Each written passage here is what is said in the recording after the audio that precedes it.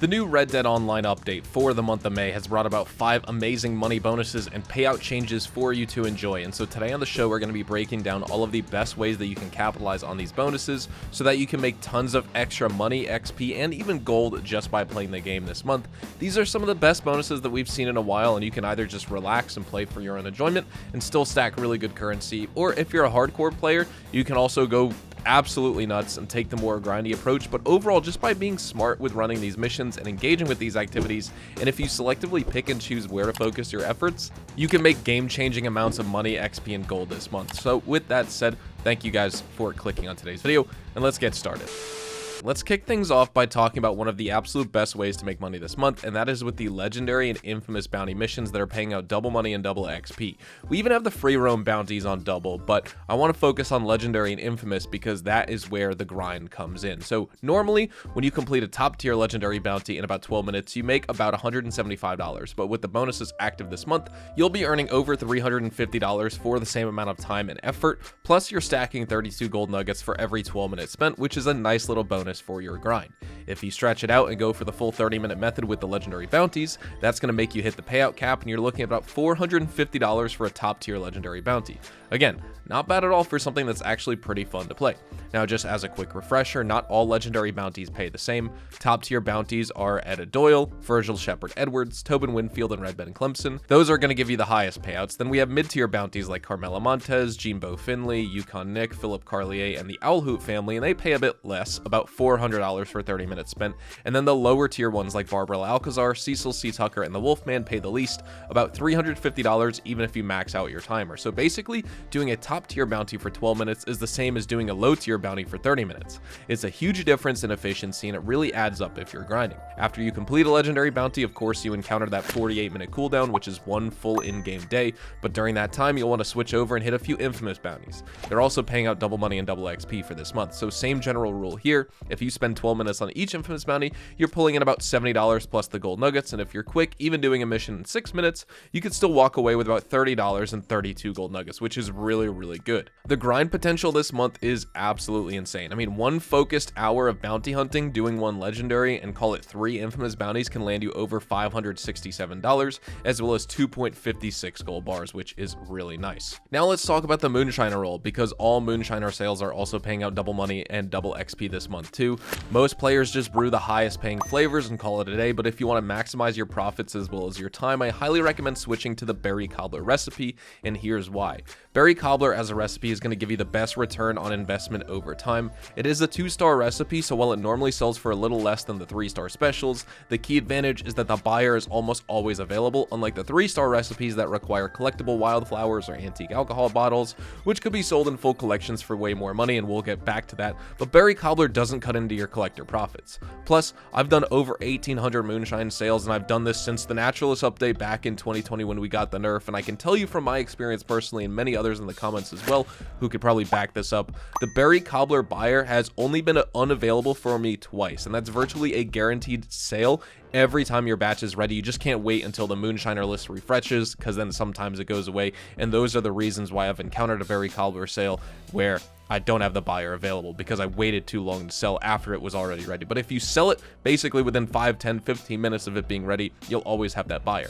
Meanwhile, players running 3-star flavors often waste their time bouncing between fast travels, waiting for the right buyer to show up, and sometimes even forgetting their batch was done. But Berry Cobbler is going to keep your money flow consistent. I'm able to make a sale roughly, like I said, every hour during a gameplay session, and with the double money active, just 4 quick Moonshine deliveries will land me over $1,812, all with 15 minutes of delivery time total. Now, of course, quick heads up, if your Berry Cobbler recipe isn't selling for that full $453.75 during the double money event, it's probably because you haven't upgraded your condenser and polished copper still. These upgrades are going to maximize your payout, and hitting the Moonshiner roll rank 15 is also going to speed up your production time from 60 minutes down to 48 minutes for a full batch. Also complete the Moonshiner story missions as well, as that can help out with your roll efficiency. Now let's move on to number 3, which is the collector roll, and this is going to be probably the most major moneymaker for players this month. Selling full collector sets to Madame Nazar is going to be paying out double money and double XP, and on top of that, it's just really good for easy laid back grinding. And the strategy here is very simple. Just focus on collecting non-diggable items. That means tarot cards, family heirlooms, antique alcohol bottles, bird eggs, and wildflowers.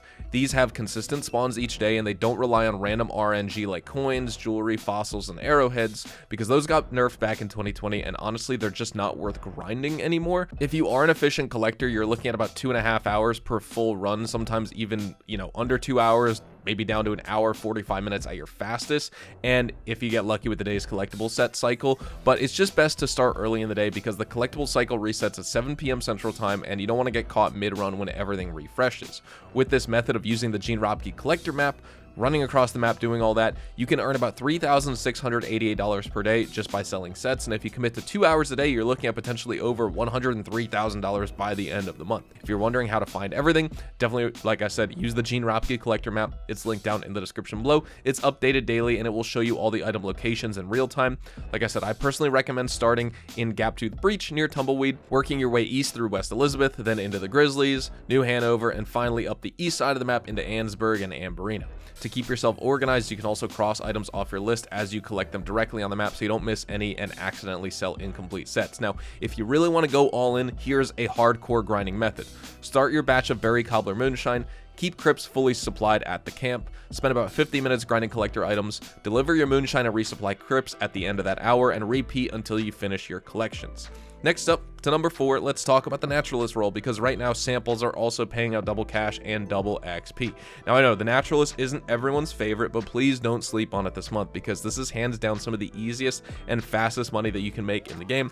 Sampling legendary animals through Harriet's missions will be your best bet. Some animals like the Night Beaver, Sapa Cougar, Shadow Buck, and Ammy Elk, and the Cross Fox normally pay about $30 per sample, but with double money, you're looking at over $60 per sample sold. Even better, top tier legendary animals like the Golden Spirit Bear are paying $72 per sample, and some of these missions are insanely quick. If you load into the right variant, you can be in and out in 1 minute with animals like the Banded Gator, Milk Coyote, or an Ammy Elk. So if you're trying to maximize these legendary animals for your time, here's my personal recommendation hunting list for the legendary animals. The Banded Gator for $47 a sample, the Awakta Panther for $48 a sample, the Akahi Boar for $44, the Milk Coyote for $41, an Ammy Elk for $51, Panda Bison for $63, and the Rutile Horn Ram for $59. All of these are quick samples that take just a couple minutes at most, and again, keep in mind the game only lets you have 3 legendary animal missions active at once. After you sample or kill all 3, you'll hit a cooldown before that list refreshes, but that's the perfect time to mix in your daily challenges and all the other bonuses this month on Moonshiner, Trader, Bounty Hunting, all of that type of stuff.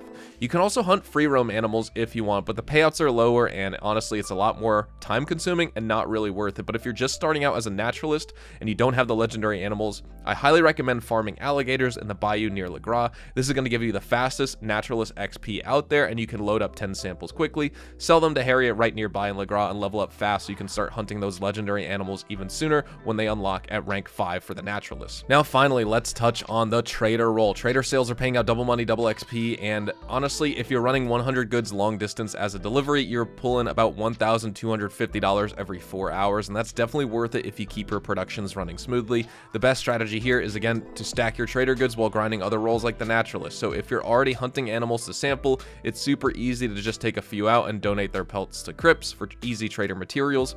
Focus on those same legendary animals that I was talking about from the Harriet's missions when it came to the sampling. So the quick examples would be the Banded Gator, Awakta Panther, Akahi Boar, Ammy Elk, Peta Bison, and Rutile Horn Ram. Also, if you're looking to save time, instead of doing resupply missions manually, just buy supplies for $20 and immediately switch lobbies, and when you spawn back in, those supplies will be delivered instantly, and so your crypt's goods production will start right away.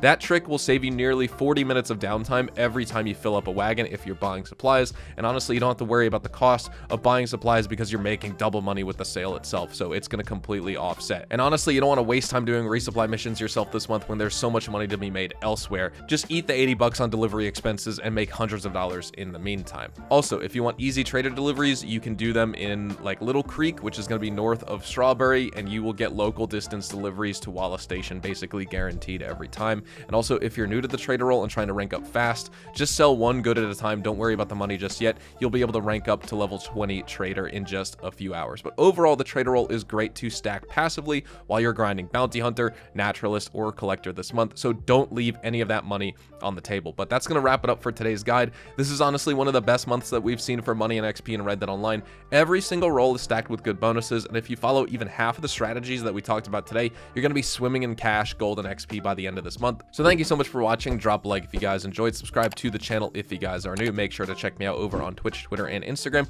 for more Red Dead Redemption 2 and Red Dead Online content. Overall, here on the channel, though, we consistently talk about updates, news, information, tips, tricks, and even leaks, and I will keep you guys updated here on the channel daily, so make sure you hit that sub button. If you want to follow me over on those platforms, you are more than welcome to. Links will be down in the description below. Again, thank you all so much for watching. Enjoy this monthly event. Hopefully you all have a fantastic day, and I will see you guys in the next Red Dead Online video.